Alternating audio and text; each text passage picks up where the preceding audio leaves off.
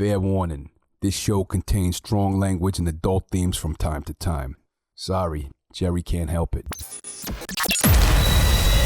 Sick Boy Wolfgang Productions presents The Offering with Jerry Horror.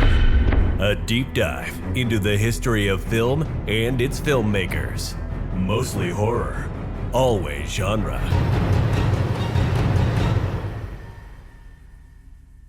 Okay, so I found my new favorite rabbit hole. It's called Horrifying Hot Sauce, straight out of Denver, Colorado. And man, this stuff is wild. Handmade, small batch artisan sauces, each one inspired by horror movies and all the pop culture stuff we grew up on. I'm literally scrolling through their site right now. It's horrifyinghotsauce.com, and it's like a haunted spice rack. You've got PG mild for the lightweights, all the way up to the NC-17 scream into a pillow heat with bottles like Della Morte and Linnea's lipstick. Listen, guys, they don't just throw peppers in a blender. No. These maniacs ferment every batch for weeks until it bubbles like some mad scientist's cauldron. And then they hit it with fresh ingredients, so you get this perfect balance of scary hot and scary good. Some of the flavors on here: Profondo Rosso, Season of the Witch, The Color Out of Space, and this is my favorite, What We Eat in the Shadows. I mean, tell me, you don't want a bottle of Season of the Witch sitting in your kitchen? And rumor has it, there's even a very special Ghouligans collab coming, and oh, you know I need that one. Here's the deal. Use 10 off 4 for 10% off any 4 bottles. Hey, or you go big with 15 off 6. That's 15% off any 6 bottles of your choice. And if you're in Denver, keep an eye out for the Horrifying Film Festival, where you can watch scary movies while torching your tongue. That's a perfect night out, right? Perfect date night. I'm literally adding bottles to my cart right now, so do it with me. Check out horrifyinghotsauce.com. It's spooky and spicy. Welcome to The Offering with me, your host, Jerry Horror. Each week we take a deep dive into the history of film and filmmakers. Mostly horror, always genre. Please take a moment to subscribe to our show wherever you find your favorite podcast to stay up to date on future episodes. Coming up, the lead actor of this film was actually set on fire for one scene. Martin Sheen agreed to be in this film because he always wanted to star in a comic book movie. John Leguizamo ate live worms on pizza for this film. He then vomited immediately after the take was wrapped. Stay tuned, you're not going to want to miss this.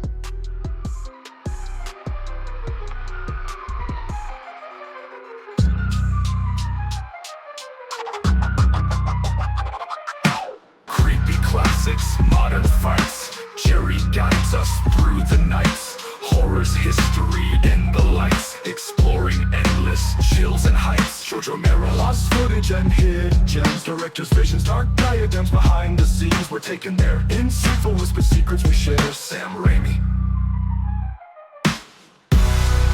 The Offering with Jerry Horror, stories old and new.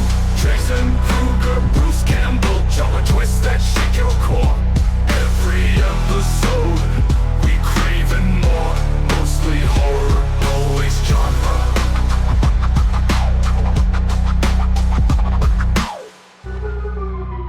Ladies and gentlemen, friends beyond the binary, this is The Offering, and I am your host, Jerry Horror. Welcome back to the show. I hope that you've had a pretty rad summer and are getting ready to deep dive into spooky season. I would like to shout out our new supporter, horrifyinghotsauce.com. Wow, these guys, they've got incredible flavors. They're all themed. It's very cheeky. I think you're going to dig what they do. Even cooler than that, they're doing the Horrifying Film Festival, which is Sunday, October 12th at the Creepatorium. They're going to be showing the Ghouligans and a very special presentation of Scream Walkers from friend of the show, Sean King. There's going to be short films, trivia, prizes, Q&A, and more. If you're interested in this, you're in the Denver area and you want to check it out, go to creepatoriumdenver.com. So special shout out again to Horrifying Hot Sauces. Now, before you think that we're just complete shills and we're selling out, yes, there's a real episode here. And it is on a film. I don't know how to put this, man. Some people really dig this film, but I think it's the nostalgia goggles. I'm going to be honest with you. I watched it again recently, and it holds up. in certain ways. I think there's some critical mistakes that were made, but we will get into that later. So let me paint a picture here, do a little bit of table setting as I always do. 1997 was a weird year, man. I was going to raves. I found out that I really loved goth girls. Things were out of control. It was the 90s. And it's hard, again, I always say this. Even when you watch a documentary, it's very difficult because if you weren't there and it wasn't the time and place, it's just, I don't know. I feel like no matter how many words that I use, it could never possibly describe the experience. So shout out to anybody who was alive in 1997 and was growing up. Maybe you were a preteen, maybe you were a teenager, maybe you're in your 30s. I don't know. We got some old ass listeners. It is what it is. With that being said, it was one of those deals where I had bought a minivan, the ugliest color of gold minivan from my cousin Eric. Shout out to cousin Eric. Basically, what we did was we took the back seats, so they faced each other, and you could sit in the back of this van. And then I mounted in a glow-in-the-dark graphics bong that was in the middle. So this was like the smoking wagon. Not a lot of shagging going on. I wasn't that cool yet, but there was a lot of smoking the devil's lettuce. That's how we were getting down. Terrible, terrible Mexican brickweed. And that's another thing. You kids are spoiled. You go to all these different places. They got all these head shops. They got all these dispensaries now. Back in the old days, I used to have to meet with a sketchy guy. Do you get what I'm saying? I have to meet with a sketchy guy at midnight on some suburban block, or even worse, go drive into the bad neighborhood and get some weed. But it was hard back in the day. It was an adventure. It wasn't like, I'm craving this, and you just go to your local bodega or whatever. Like, everything was an adventure. You know what I'm saying? If you went and you bought weed, it could consume 4 hours of your night. So if you had plans, you're like, oh man, I really want to smoke and go see like X movie, you'd better parlay your expectations, because the truth of the matter is that alone, that's your whole evening. You might not get to the movies. You might finally just get the weed, smoke a joint, and say, we'll go see the movie tomorrow. And hopefully you got some weed left for the movie tomorrow. It happens. So I had this van, and the crew was hanging out, and all my friends were very excited to see this movie. Did I mention this movie's based on a comic book? Yes. This movie is based on a comic book. I'm not sure. I think this is like our first real comic book movie we're covering. I could be wrong. If I'm wrong, it's fine. Just hit me up in the comments and say, Jerry, you are so old and depleted of any kind of memory that you can't even remember what this show is about. With that being said, we decided we needed to see this movie opening day. And of course, it was the end of August, and everybody knows studios dump. It's a dumping ground. We always talk about like January. January's getting better. January has gotten to be like better in the last, I'd say, 5 to 10 years. A friend of mine knew these girls that were English, and they'd come over. Now, I had smoked hash before, but I never smoked opiated hash. And the difference with opiated hash was it was brown, but it was a lighter brown, and it had little red specks in it. The clear difference was that this had actual opium, which, as a young, dumb white kid from the suburbs, I did not have access to. So we decided that seeing this hot, new comic book film in theaters was the perfect time to smoke this opiated hash. Let me be honest with you. This movie had an incredible soundtrack. It still does. Listen, I went back and I listened to the soundtrack. It slaps. It works. I love it. Long story short, we get to the theater, and we're like, all right, pack a bowl, we throw some of that opiated hash in it.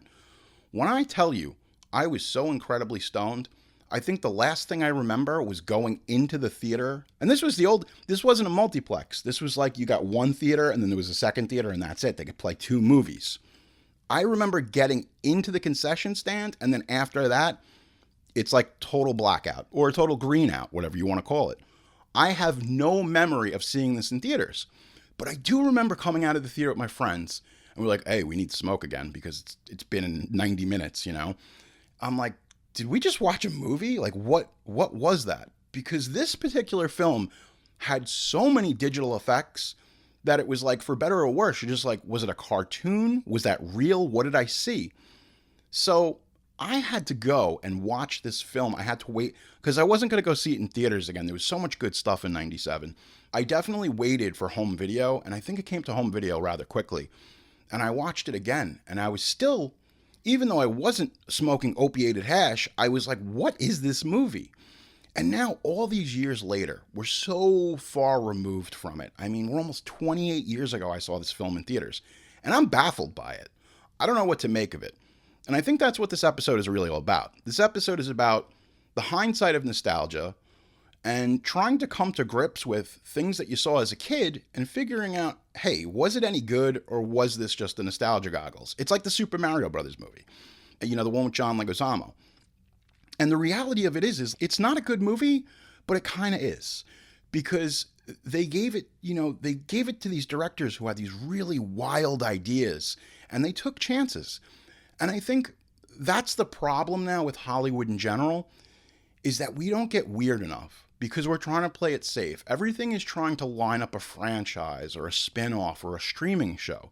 With that being said, what ultimately ends up happening is they play it very safe and cater to the fans.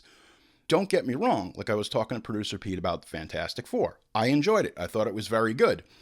But the problem was that it didn't exceed anything. Was it a good Benjamin Grimm? Yes, everything was good, but I can't say it was great.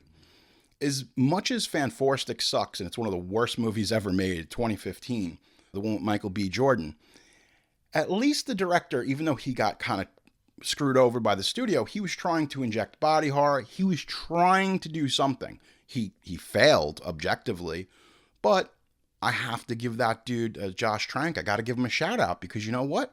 He was a young director. He made Chronicle, and he decided, I'm going to go weird, man. I'm going to make this my own thing. And I respect that. I respect that as an artist. Now, the movie sucked. I mean, dude, it's almost unwatchable.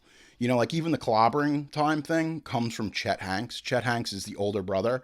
And it's like clobbering time comes from him abusing his little brother.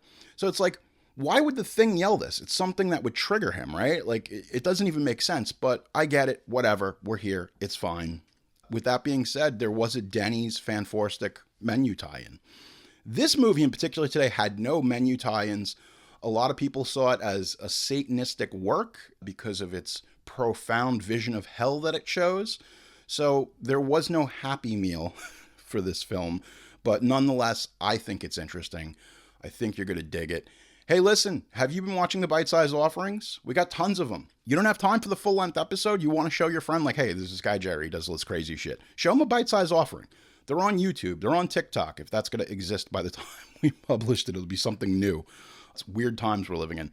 Yeah, check out the YouTube. You'll dig it. I'm on social media, Instagram. We're on all these things. So I'm not on Blue Sky. I've tried. Like, I am on Blue Sky, but, like, I just can't get into it. Anything that has to do with political machinations, I just don't care about. I really have kind of tuned out these last few months, and probably for the next 3 years or so, I'll probably tune out. So that's where we're at. So I hope you enjoyed this episode, and don't forget, like, subscribe, and smash that. I don't know. I can't say that. I hate all those people. It's so cliche, but you know what? Producer Pete, they're paying for Malibu mansions, and we're sitting here on the dock of the bay and doing what we do. But you know what? At least I have artistic integrity, just like Josh Trank. So I'll see you after the break, and enjoy.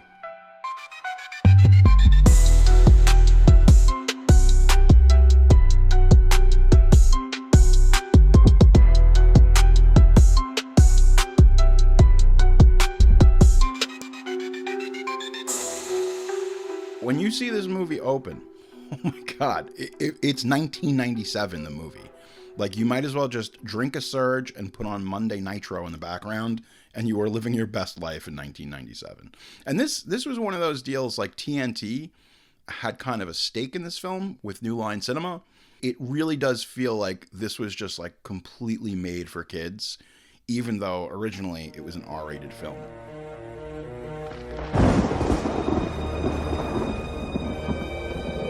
It's time. Imagine a substance with the power to destroy humanity. Imagine a creature insane enough to use it. Imagine a hero on the verge of creation. From flesh to steel. You must visualize your objective. From blood to blade. Don't get cocky. You have a lot more to learn. From man to spawn. Peekaboo. I You. We have harvested the ultimate weapon. Makes the Ebola virus look like a skin rash. Congratulations. I say destroy the cosmos, ask questions later. Who are you? This is just what they want. You're playing their game. Then now play dirty.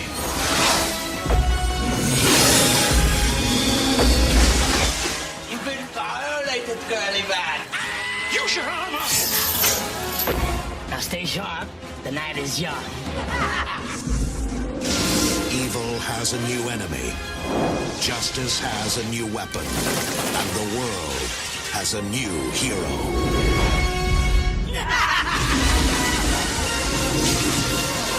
Spawn. I mean, I should probably preface this with the story of Spawn is very much the story of Image Comics, okay? And Todd McFarlane started Image Comics. He had done a lot of great stuff over at Marvel, and you saw, like, he pretty much created Venom. It was actually a fan who created Venom, and they just gave him, like, $50 and took the character. Love him or hate him, some people love his art style. You know, it's the same thing with Rob Liefeld, creator of Deadpool. Image was like, they were like the bad boys, as bad as the bad boys of comic books could possibly be in the 90s. It was one of those things where Todd McFarlane gave stake and ownership to everybody, and I thought that was really cool. It was very forward thinking at the time. Again, this is what we talk about with fan films. You can play in that sandbox, but you can't profit from it. And I think that's ultimately what happened, was some of those amazing Spider-Mans back in the 90s that McFarlane drew, like those covers, they're iconic, but they sold millions and millions of issues, especially when they launched the new X-Men and all the stuff that was going on with like Venom and Carnage. So I think at a certain point, Todd McFarlane said, hey, you know, like, you guys at Marvel are making a shit ton of money and I'm not getting a piece of that. What really happens is they break off into their own, they start their own Image imprint, and it becomes the coolest thing. I was baffled by, you know, Youngblood and all the stuff that they were doing. I was just like, oh my God, Image Comics is the coolest thing I've ever seen. But really what it was, the anchor, the Spider-Man, so to speak, of Image Comics was Spawn. Spawn was the big one. I really enjoyed the comic. It was dark. It was edgy. Even by today's standards, it's so edgelord. It's just like, look, it's big tits and blood and they're in hell, bro. This ain't your mama's comic. This ain't no Dark Knight. And even Dark Knight, they had to follow suit with Batman, like when Bane breaks his back and the death of Superman. That was the whole point of the 90s. It's got to be edgy, man. You know what I'm saying? Like, this isn't safe. We can't play it safe. Like, Spider-Man says, fuck you, and he eats pussy. You know what I'm saying? Like, everything had to get really edgy. That's just where we were at culturally. And I think the other thing, too, is that one of the big things when Todd McFarlane was shopping Spawn to studios, he was like, hey, listen, Spawn is a black man.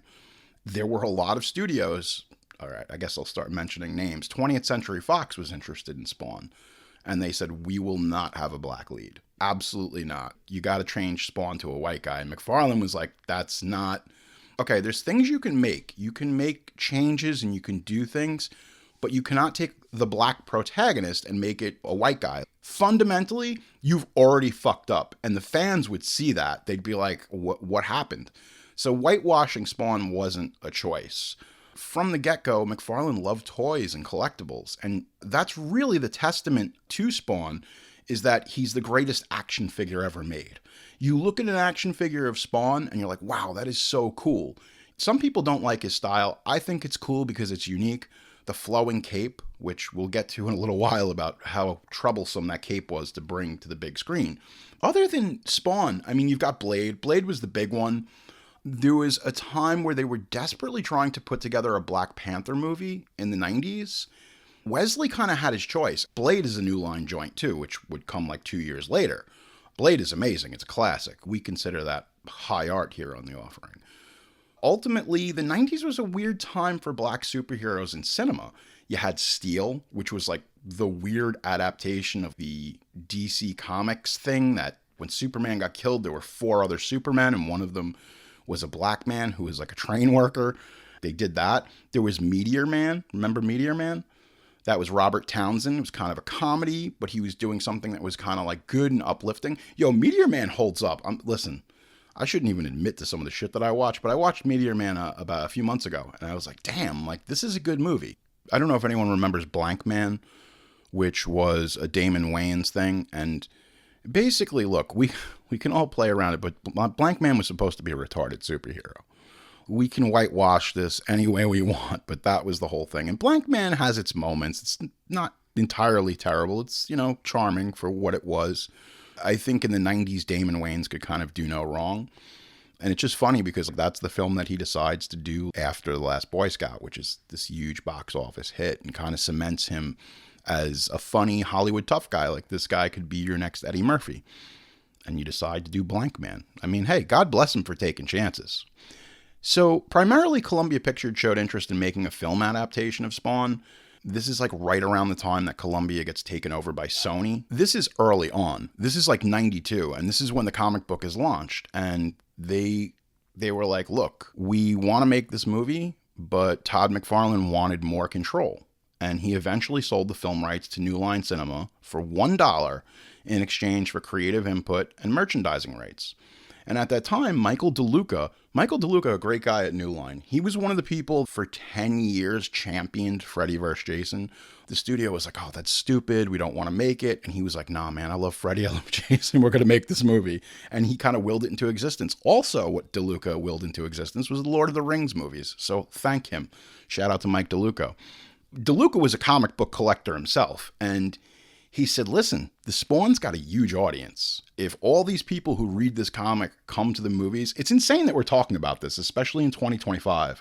We can make a movie based on a comic book and people will come see it. This had never been done before. Even Warner Brothers really had no interest outside of, you can do Superman, we can do Batman, but we can't do Green Lantern.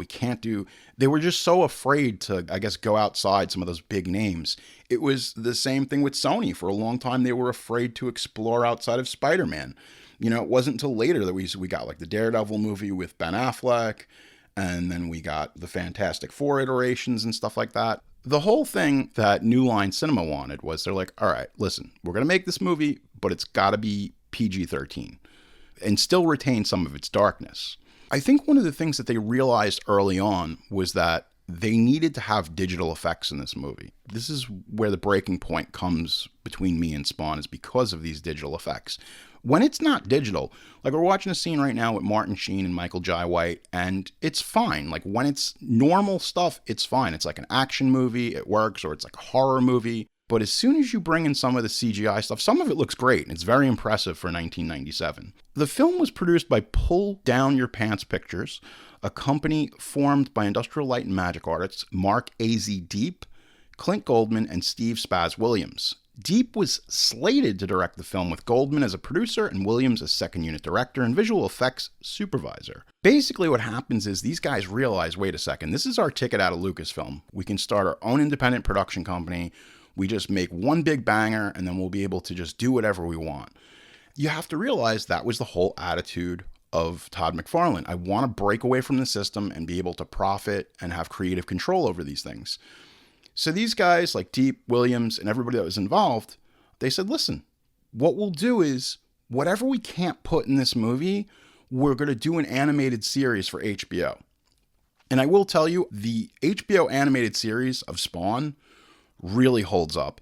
You should definitely look for it. You got Keith David, you got so many fantastic actors in it doing the voice work. But I think with HBO, they were able to do something that was a little bit more mature, adult, and R-rated. And I think, unfortunately, that's the problem, is that New Line had to have a PG-13. And at the time, Michael Jai White was unknown. He was like, I want to play Al Simmons. I find this character appealing. He's tragic, and it's just something different. And audiences can sympathize with a government assassin who can come back from hell. The problem was that Michael Jai White would be sitting in a makeup chair for 4 to 6 hours every day. It was pretty bad. They had to glue on the bodysuit. And there were times, like he admitted to it, he's like, I had a couple of accidents in my pants because I had all this shit glued onto me. He had to wear contact lenses that irritated his eyes so bad they had to bring him to the hospital, and he couldn't close his eyes. So they used to, for like a day or two, they had to put a mask over his head so he could go to sleep. And the other thing too was, he had this mask, and whenever they put the Spawn mask, like the face that not like his scarred, burned face, but the actual mask, he couldn't breathe. So they could only do like short takes, and then they had to pump in oxygen. All of this is insane. He basically said, Michael Jai White was like, if I didn't meditate regularly and work out like a maniac and have all this strong will and unbreakable concentration that I got from martial arts, I probably would not have been able to do this. Now, as you know, the Violator, the clown, played by the infamous John Leguizamo, that took 8 hours of makeup to apply.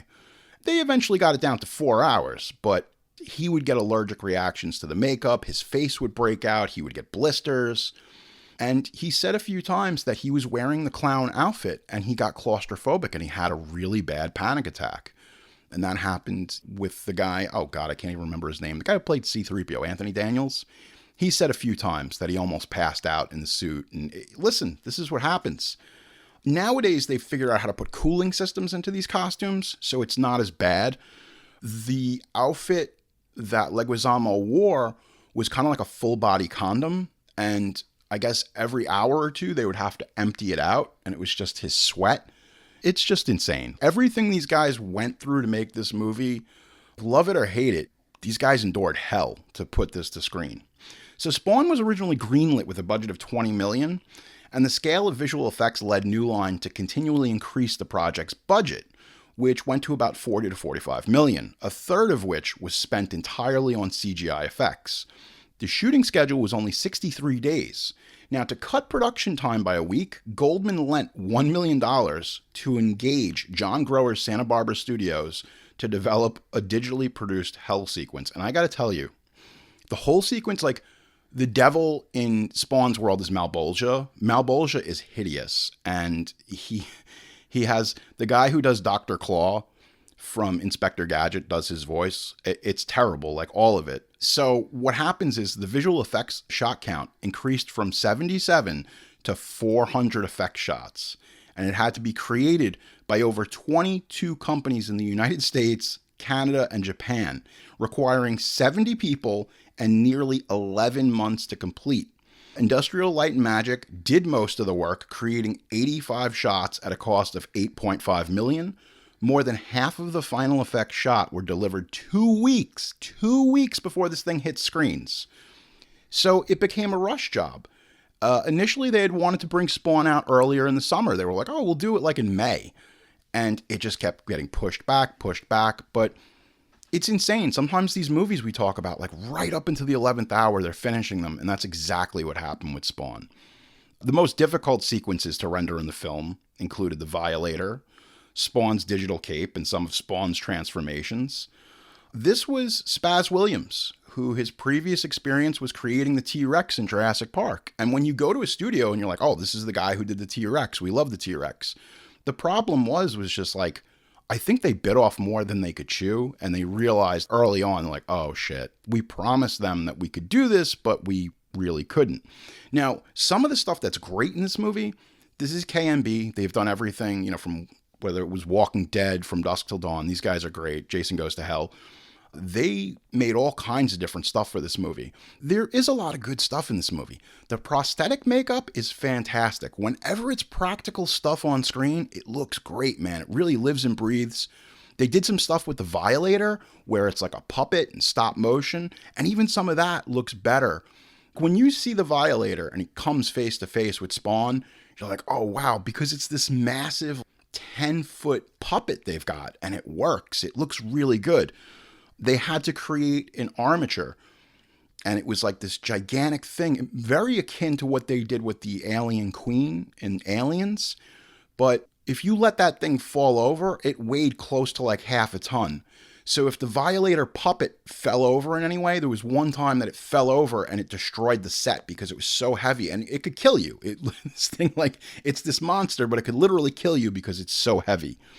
Eventually, they needed to add CGI to make the Violator work, to try to make it a little bit more seamless between the CGI, the puppet version, and the stop motion stuff.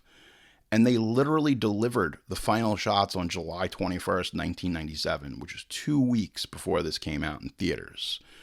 The movie had to be cut to ribbons because ultimately AZ Deep and Spaz Williams, they didn't know what they were doing. These guys were great. They were legendary special effects artists in the 90s. Again, I think it was one of those things where it's like, even though they had $45 million and had all these studios, it was just too much for them. You needed some more experienced hands. And truth be told, I think Spawn 1997 as a feature film probably needed some more time in the kitchen to cook. They should have extended it. A studio is like, hey, look, we didn't even want a black superhero, but we're spending $45 million. Work with us here. It's very tricky. At one point, they tried writing out the other black leads. They wanted Al Simmons, Spawn, to be married to a white woman. And he's like, that's not the character of his wife. It became crazy. Eventually, one of the problems was that they said, listen, black audiences aren't going to watch this. And we all know that's not true. So they changed the character that D.B. Sweeney plays to a white guy who's actually a black guy. Because New Line said if there were too many black leads in the movie, audiences wouldn't buy it, which is absolutely insane, but welcome to 1997. In the comics, Al Simmons' murderer is Chapel, and that was a character created by Rob Liefeld. And then Jessica Priest is a character created for the film, who took Chapel's place. So now we're starting to play with different pieces here, even though Jessica Priest is a really hot chick in this movie, which I'm not going to kick out of, for eating cookies in bed. But at this rate, you're already compromising. We're changing people from black to white. You've got Liefeld's Chapel, who is a very beloved character in the comics, and we're going to change that to this, hot chick. It is what it is, but ultimately when you start making these changes, it affects how this movie is going to be made and how it's going to be received. And it's always, I really got to say, man, it's always a tightrope act when you're making these movies, because you have to satisfy the core audience, but you also have to satisfy people who have no idea who Spawn is. There's people, they might be in their 40s and 50s and they've never read a Spawn comic book, and they have to come into this fresh and be like, all right, what is this? You have to tell an original story. Now, at one point, Wesley Snipes passed. 20th Century Fox had the rights to Black Panther. They came very close to making a Black Panther movie. So Snipes passed, and then he went to New Line and did Blade, but Michael Jai White was offered Black Panther. And so Snipes chooses Blade, and Jai White chooses Spawn. So it's kind of like this interesting thing that early on they had planned to do a Black Panther movie. I don't think it would have been as good as what we ultimately got, but there were machinations. I do give them credit for ultimately trying to do some different stuff as far as like, all right, we're going to have some representation here. Because, again, we talk about that. There is a lack of representation. Even we finally got Shang-Chi, and it's like, okay, we got like an Asian American superhero, and we've been waiting for him. They dropped the movie like 3 or 4 years ago, and we've just been sitting here waiting for a Shang-Chi 2 or for him to return. We'll be right back with more of The Offering with Jerry Horror.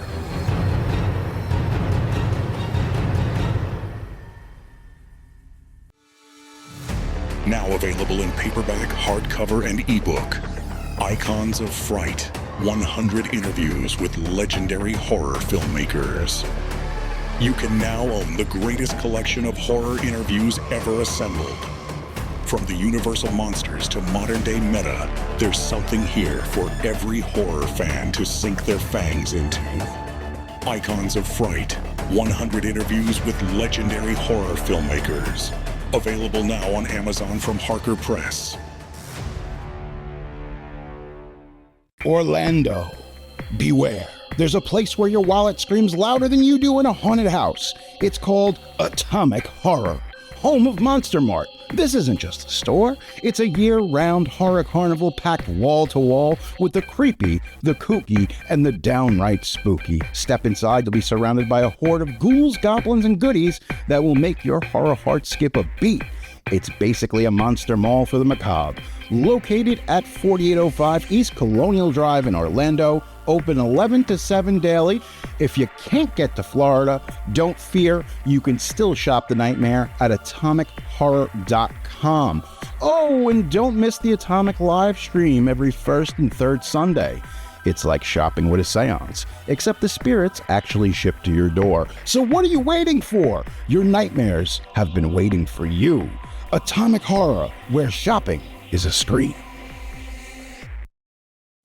Listeners and fans of The Offering can get their hands on their very own The Offering with Jerry Horror merch, now only at TeePublic. Find your own fresh The Offering with Jerry Horror high-quality merchandise, including t-shirts, hoodies, tank tops, long sleeves, stickers, and mugs. Just like the show, we've got gear that's mostly horror, always genre. The Offering with Jerry Horror TeePublic store has everything you need to represent your favorite podcast. Folks, head on over to teepublic.com right now and pick up your very own Offering tee today. You're listening to The Offering with Jerry Horror. Got a question or story you want to share with me? It might be featured in a future episode.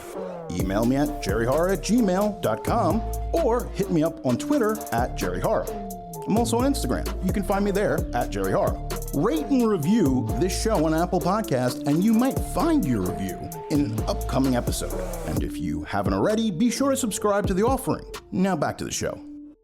Wow. We are watching this movie, and some of these effects are just, oof, wow. The stuff with Malbolgia and Hell, all of this was created in like 2 weeks for $1 million, which is insane. But man, it's really rough. And you have to think, a few years earlier, they did Mortal Kombat, and that was very well received. I really have to say, New Line Cinema was so fucking cool in the 90s. They had Ninja Turtles, they had Freddy, they had Critters, they had Mortal Kombat, even to a lesser extent Spawn, but they were taking chances, and culturally, as a young person who was growing up, it really hit my sweet spot. The other day I was showing these kids, I was showing them my Freddy Krueger tattoo, and they're like, oh wow, that's crazy that you have a Freddy Krueger tattoo, that's scary. Nah, man, I'm like, Freddy raised me. Those parts are such an integral part of my childhood. I can't imagine it. And it was cool too, because now Arrow is doing a 4K box set of the Ninja Turtles films, the original 3 Ninja Turtles films. And people are going wild. There is a feeding frenzy. Arrow subsequently is doing a 4K collector's set of Spawn, and people are pre-ordering the shit out of it. It speaks volumes that, you grow up with this stuff and you're like, oh my God, it's just such a treasured part of your childhood. And you know what? There's nothing wrong with that. I do have that whole point of view, and I've been saying this for the last few years, that nostalgia is kind of choking us. But at the same time, if this brings you joy, if the Ninja Turtles and their rubbery outfits bring you joy, I don't want to take that away from you. Who the hell am I? I don't know nothing. It's funny because all these years later, I think that they're trying to do the Ninja Turtles in suits again. We've had the hulking CGI ones. We had Mutant Mayhem, which I think has worked the best, the animated film. But it's funny that we're coming full circle now, and we're getting even closer to doing men in suits again, which is pretty cool. So ultimately, on July 31st, aka August 1st, when I saw this film high as hell on opiated hash, it's August 1997. God, it feels like a lifetime ago, but I can remember it. The budget, again, $40 to $45 million, allegedly. It's always allegedly. As we know in Hollywood, there's a lot of creative bookkeeping. It made $87.9 million. It grossed $19 million that opening weekend. What beat it at the box office? Air Force One, with Harrison Ford and Gary Oldman. Get off my plane. I love that. For its second weekend, the film dropped to number 3 in the box office, reflecting decreased earnings of 54.7%, which it's a big drop off, but you know what? These days, it's, not that bad. And then it made another $8 million the second weekend. The film grossed $54 million in the States and $32 million in McFarlane's homeland of Canada.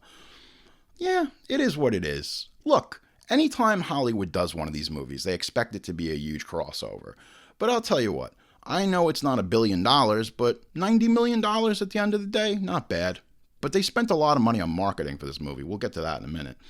The original cut of Spawn earned an R rating from the MPAA, resulting in the producers toning down the violence in the film to get a PG-13. And it's funny because all along, that's what New Line wanted. They wanted that PG-13 rating, and ultimately they got it. The critical response to this movie was it was a bit strange, to say the least. And by strange, no, it's not strange. You know what the critics did to this movie.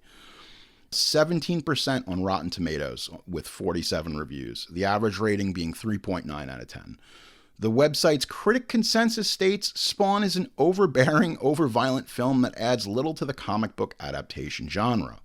On Metacritic, it has a weighted average score of 34 out of 100, based on 17 critics, generally indicating a unfavorable review. Cinema Score gives it a C+ out of an A+ to F, so that's not bad.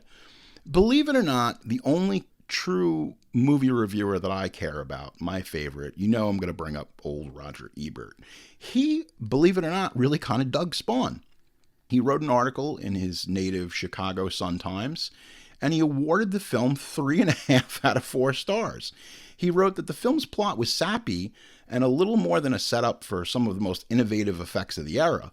Spawn verged on a surrealistic art film, and Ebert ended his review with, as a visual experience, Spawn is unforgettable. And you know what? I'm gonna be honest with you. It really is. Like, after you see it, it's like a fever dream. Because I think what they thought was like, well, we're just going to edit this. We're going to cut it down. I mean, they cut like a half hour out of this movie. And then I think we only got 10 or 12 minutes of that back on the R-rated director's cut, which eventually came out. And that took some time to come out. But anyway, what I was saying was Gene Siskel disagreed. Because Gene Siskel, you see, the thing is, that's why I love Ebert. Because Ebert loves genre films. Like, if he finds merit or artistic value in something, he will give it 3.5 stars. But Gene Siskel, Gene didn't like it. He said the film lost him 2 minutes into it after the introduction. And like I said, you watch the first 2 minutes of Spawn. It is 1997, committed to film. It is so weird. Ebert praised the hellscape imagery and accused Siskel of being dismissive because of the genre. But Siskel fired back, I loved Batman. I'm unconvinced that some of these films can succeed. Some things just don't translate from the comic book page to the silver screen. David Kaplan of Newsweek called the film the summer's most spectacular concoction of visual effects and color. But he said that those unfamiliar with the Spawn comics might find the story difficult to follow. That was kind of the sentiment, was like, visually this thing is impressive, but as far as a narrative work, it really doesn't work. And I guess that's okay. Some people say there's no thematic balance to it. It feels like it's loaded with effects, but that comes at the expense of character or narrative cohesion. Some critics called it a poor man's Batman. This was amazing. Laura Miller at Salon.com called Spawn a witless exercise in reheating leftovers and the poor man's Batman. This movie sucks. And concludes her review saying, it's a film helmed by technicians, and concludes that it is a film made by smart people pretending to be stupid. That's pretty rough. Come on. This movie is geared at edgelords. Oh, let me get to the cape. Can we talk about the cape? They tried doing the cape practically. And if you're a fan of Spawn, he has this cape and it kind of does what it wants, kind of like Doctor Strange's. And they couldn't nail it, and they tried doing it practically. They tried all these ways of doing the cape. There's that one shot where Spawn lands in the ballroom, and I think that one shot with the cape flowing in the ballroom was like $2 million just to make that one shot. And they believed that once people saw that one shot of the cape flowing down as he's about to get his revenge, that was going to sell the movie. It was going to make it or break it. Some of it looks good, and some of it doesn't, but it's just insane because this cape became such a big deal. And they really did try to do it practically, but ultimately it didn't work, and it had to be something that was CGI in order to add to the grandeur of the character itself. Now, Michael Jai White, and this is years later, he's not a fan of the film. There is no footage of me ever saying that I like Spawn. I have never said that I thought it was a good movie. And John Leguizamo commented on the film. The thing that Todd McFarlane brought to the comic book industry, which he saved in the early 1990s, was the edge, the darkness, the vulgarity, the violence. I think this movie would have profited for more violence, more vulgarity, and being darker. Let it be truer to the comics. And that's really what it is. I think if they had just said, you know what, this is going to be a hard R, it's going to be gory, it's going to be bloody, I think the film would have worked better. Now, the film was released on VHS May 5th, 1998, which seems like forever. Do you remember like when movies had such like a long holdback, like you didn't get them on VHS for like months and months? Some movies like E.T. and Top Gun, it took like a year before they even hit the home market. There was the R-rated director's cut and a Making of Spawn featurette. The director's cut was released on DVD finally in January 9th, 1998, and then on Blu-ray in 2012. So obviously I've been talking about it. 4K is being done by Arrow. Arrow is tremendous. They've been doing great work as far as physical media goes. I'm excited. I wish I had more expendable income to buy a lot of these things, but it's like $40 or $50 for a collectible version of Spawn. My whole story recently was that this movie is out of print on Blu-ray. I don't know what happened, but I guess New Line or Warner Brothers did not renew the rights to do it, or they're just not interested. They think it's not going to win. Now, I'm not saying it's going to be a home run, but that Arrow 4K is going to sell. There's people who this is very much a sweet spot of their childhood, and they're going to buy it sight unseen because they love Spawn. The Blu-ray has a lot of great features on it. There is a fantastic director's commentary with Todd McFarlane. Everything is like, well, we kind of nailed this, but we didn't nail that, and this worked, but that didn't work.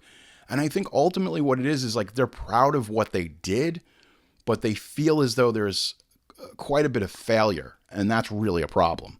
Now, where this film shines, I'm going to tell you where it shines. Spawn the album, and that was released July 29th, 1997. I guess if we're going to talk about genres, it's electronica, rock, industrial, techno. It's a 62-minute album. The label was Sony/Immortal Records. Happy Walters, who's done everything. He had done Judgment Night, which was a huge hit. Now, I love the Judgment Night soundtrack. We've talked about this. Like, there's some soundtracks that are quintessential to the 90s, and Judgment Night is one of them because it seamlessly blends rap and rock at the time, and it really worked.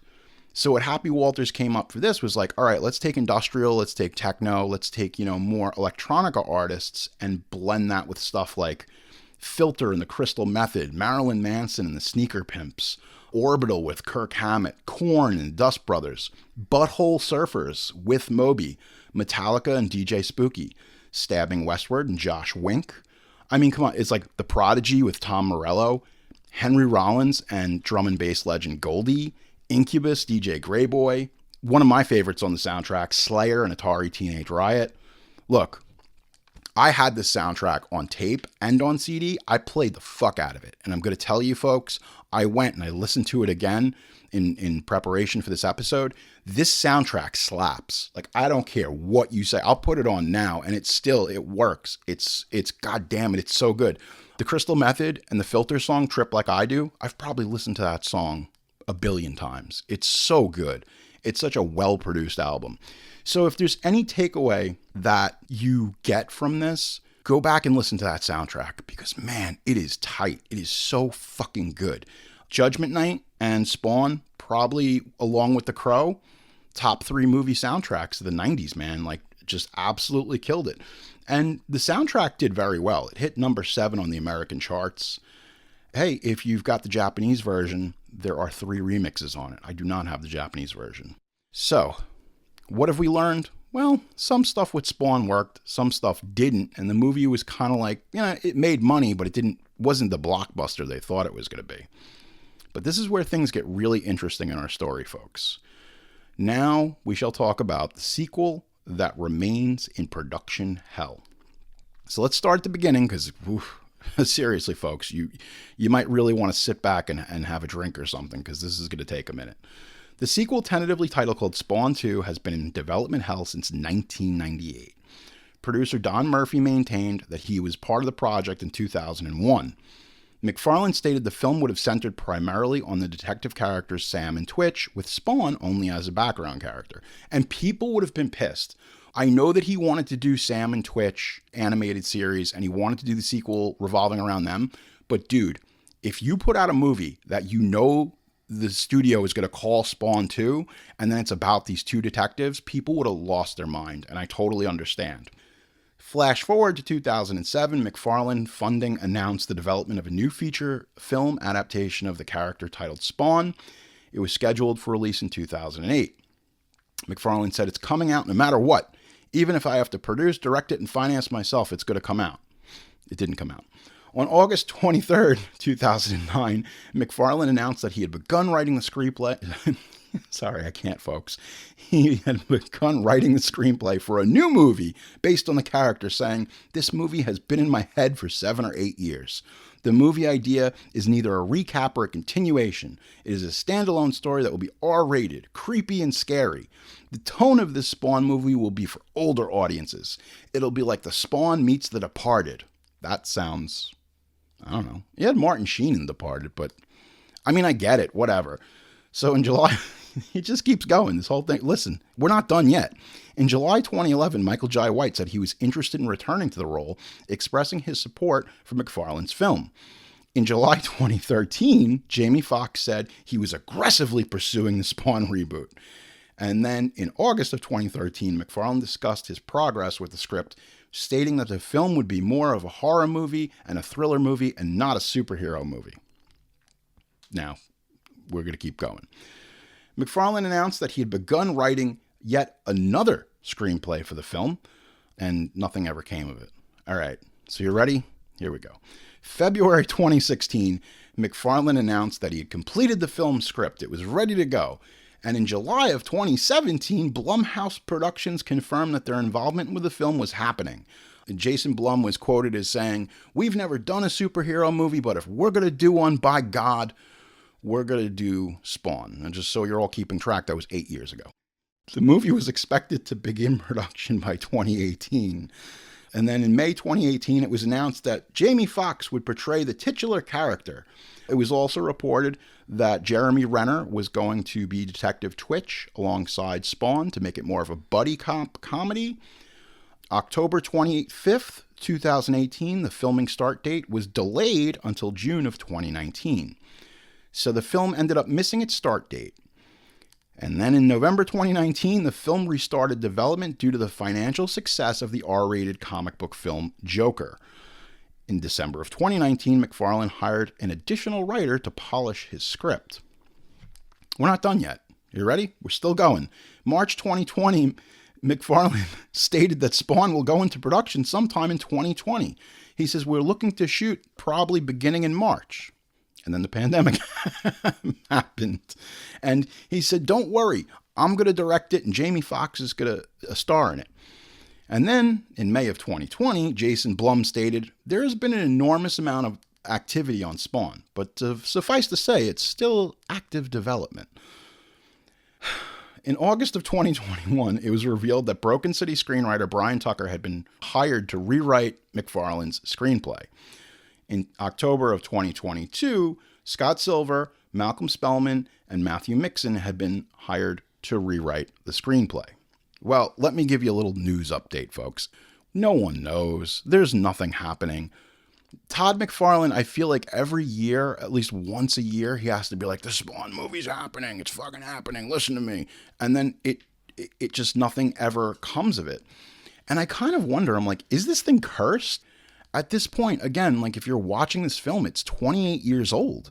Is a sequel ever really going to transpire? Well, it wouldn't be a sequel at this point. It would just have to be a complete reboot. We're watching the end of the movie with the $1 million cape. Woo! That $1 million cape is incredible. It looks pretty cool, right? It's not terrible. Oh, there he goes. I don't know. I have come to many different conclusions on this film. And this is really my final word on this film. Spawn was a little too ahead of its time and perhaps too ambitious. I think had they done this movie practically, it would have worked. In 1993, New Line Cinema had done test footage of what a Ghost Rider movie, and it was going to be, the Danny Ketchum Ghost Rider, the one who was, from Brooklyn. It was different. It wasn't the Johnny Blaze Ghost Rider, but they had a very definitive vision of what that movie could look like. And their whole problem with it in the early 90s was, how do we make Ghost Rider's skull, how do we do this without CGI? And I think had Spawn been made a few years earlier, they might have benefited from it, because I think the problem is, rather than giving this movie to a real director and a proper, look, and it's not like, this is written by Alan B. McElroy. He's a great screenwriter, but I don't think it's necessarily the script. I think it's that they got so wrapped up in doing CGI, it almost goes back to that whole Jurassic Park thing. Just because you can doesn't mean you should. Had this film been made with more practical effects, I think it would be far more of a classic. But it feels thematically and visually disjointed by its grand ambitions. And for some people, that's going to sink the film, because it's like, holy shit, there's some hideous, hideous CGI in this film. Because once it happens, it's like, oh, again, we're sitting here, we're watching the movie, and you see something when you got Leguizamo in the makeup and he's talking to Martin Sheen, it looks good. You're like, okay, this is a campy kind of horror thing, and it's creepy, and it's an action movie. The other mistake they made too was with that suit. Michael Jai White is this fantastic martial artist, and the suit was so heavy and binding that he could barely throw a kick in it. So you're really handicapping the star. You hired a guy who's one of the best martial artists in the world, and he can't do a damn thing because he's wearing a 100-pound suit. And I think that ultimately sums up the legacy of Spawn. It's just handicapped by its own ambition. And I think that you could do a Spawn movie, but I'll be honest with you. At the end of the day, I wish they would have just handed this movie over to K&B, given them like $30 million, and said, hey, we're going to do this all practically. Yeah, it's glaring. And the other thing too is that the editing in this movie, the pacing of it, a lot of it just doesn't work, man. Tonally, it's all over the place. So yeah, do I enjoy it putting it on as something to look at with my nostalgia goggles? Absolutely. This was a point in my life where I was starting to go to raves, and I was hanging out with girls, and I was doing stuff. It was the beginning of me being a young man, and it was fantastic. So yeah, it does serve me well that it brings back those warm memories, but what remains as poignant and as potent as it ever was is the soundtrack. That's the real heavyweight gold title of this film. The soundtrack still works, man. You go listen to that, I promise. It's 62 minutes well spent. 90-something minutes with Spawn, maybe now you're in your 30s, you're in your 40s, not so much. All right, it's time for my favorite part of the show. Unhinged reviews. Here we go, baby. Now, this might be my favorite unhinged review of all time. It's definitely top 10 for me. Rachel Kamain. This was a verified purchase from Amazon. 1 star out of 5 stars. Here's the review. No idea. I didn't watch the movie. Hubby says it's good though. Just not my cup of tea. It's so bizarre. It's like, you bought this for your husband. That's your review. Why did you even bother? Why'd you even bother? It wasn't even for you. You didn't even watch the movie. It's funny, and I hate to skew this way, but Spawn is a movie that girls would hate. You've got Titanic going on and stuff at this time period. This is the anti-Titanic. This is a dumb, goopy movie for boys. And that's cool. We got Venom with Tom Hardy. That's a kind of a dumb, goopy movie still for boys, and I'm fine with that. Chantel Williams, we're calling heavy from, thank God for Amazon. Thank God for Jeff Bezos, right? Chantel Williams, 1 star out of 5 stars again, verified purchase. Title of the review, boo. The worst movie I've ever seen. Sorry. Damn. That's, and that's the thing, man. Me and my friends, we watch a lot of terrible movies on purpose. And I always tell people, I'll say it again. Just when you think you've hit the bottom of the barrel, you find out that the barrel has a basement. And if Spawn is the worst movie you've ever seen, you could do a lot worse. A friend of the show, Sean King, always sends me these movies. And they're made on VHS, and somebody made it in their shed, and they've got artistic heart and integrity that they tried to do something. And I think that's important. You should go out and make movies with your friends. It's because then you're a director. You can say, I directed a movie. Just get it out of your system. Maybe it's for you. Maybe you're the next Alfred Hitchcock. Maybe you're the next M. Night Shyamalan. Maybe not. I don't know. But just go do it. Just get off your ass and go make a movie, because the world will be a better place for it. And you and your friends will have a great time, and you'll be able to watch that movie 20 years from now and say, hey, look what we did when we were kids. Isn't this fucking cool? I don't know.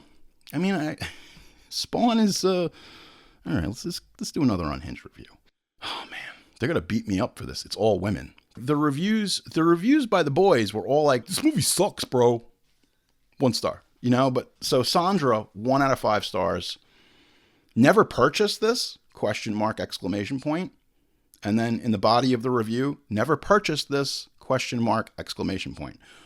bitch, I got news for you. Someone at your house ordered Spawn. And if I had to guess, that person has a penis. So there's your first clue.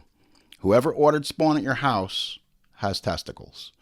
Let's do one more, because these are short. Brendan H. The title of this. Anyone know if you can get your money back on movie rentals? This movie sucks. That's the review. That's the whole review. Now, here's the thing. Can you get your money back on movie rentals? No, you can't get your money back on movie rentals. I remember many years ago, I forget what movie it was. It's back in the early multiplex days, and this woman had brought her kids to see some fucking movie. And she was like, I want my money back. Who fucking cares? So your kids saw a shitty movie. Is the world going to end? I think there's something sleazy about that, like where it's like, well, this movie has been projected, you're in the theater, you're eating your popcorn, and I'm sorry it didn't live up to your expectations. Good story, real quick story. I saw Borat the weekend it opened, and I'm fucking dying. I love Borat. It's so funny. And there's a wife, a dad, and a little girl. And there's that scene when he's got the assistant, the fat guy, and they're naked, and they're 69ing each other. And they looked uncomfortable the whole movie. This father stands up in the theater and he goes, that's it. That's fucking it. And he grabs the both of them and walks out of the theater. And I was like, this is art. The same thing could be said like Zach Kreger. I saw fucking Barbarian when it came out in theaters. And there were people, when it goes to the final shot and the credits roll, they were like, what the fuck is that?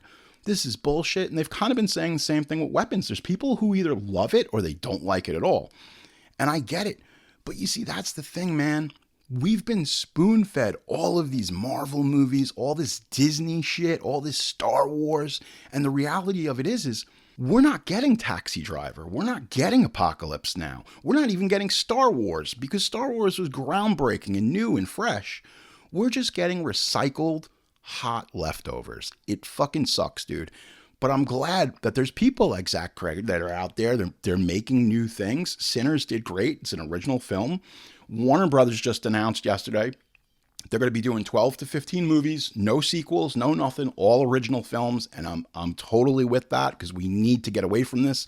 Nostalgia is choking the lifeblood of cinema. It's killing us.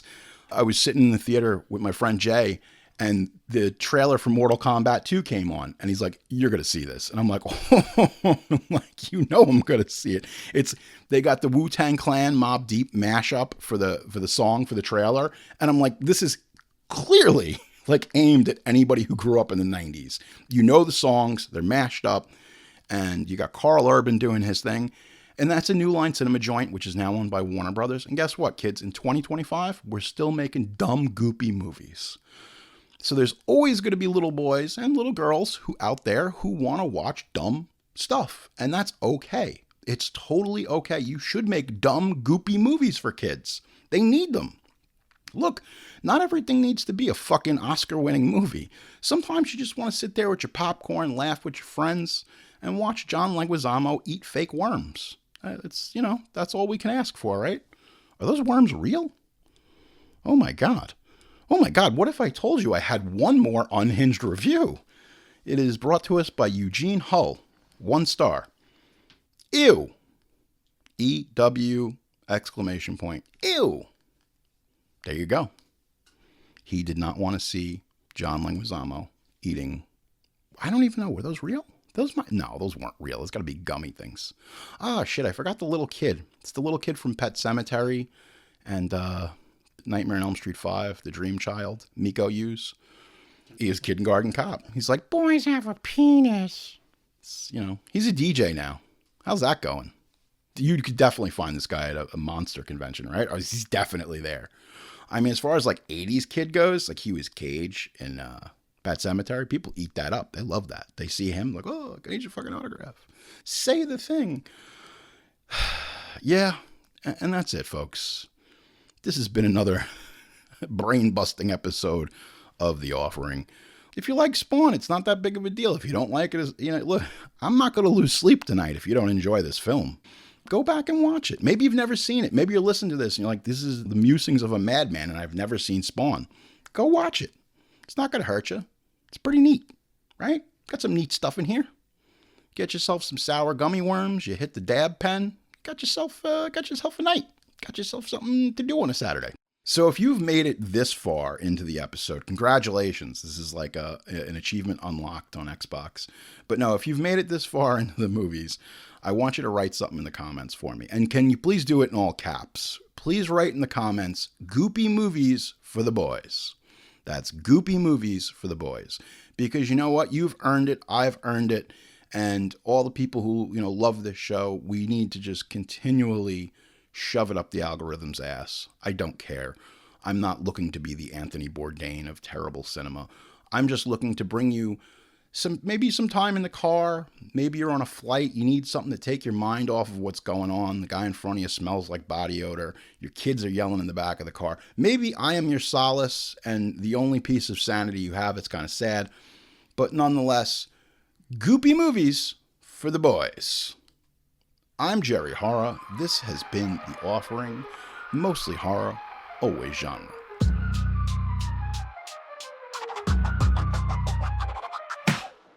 You've been listening to The Offering with Jerry Horror, produced by Pete Bune. If you have a question or story you want to share with me, we'd love to hear from you. You can email me at theofferingwithjerryhorror@gmail.com or hit us up on Twitter at theofferingwjh. Or hit me up on the Instagram at Jerry Horror. You get the picture?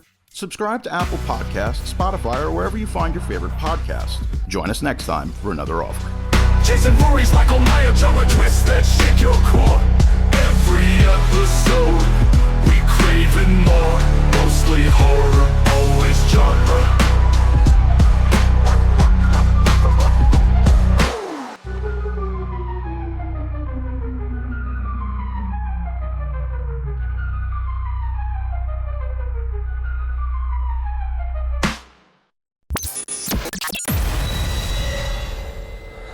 This has been a Sick Boy Wolfgang production.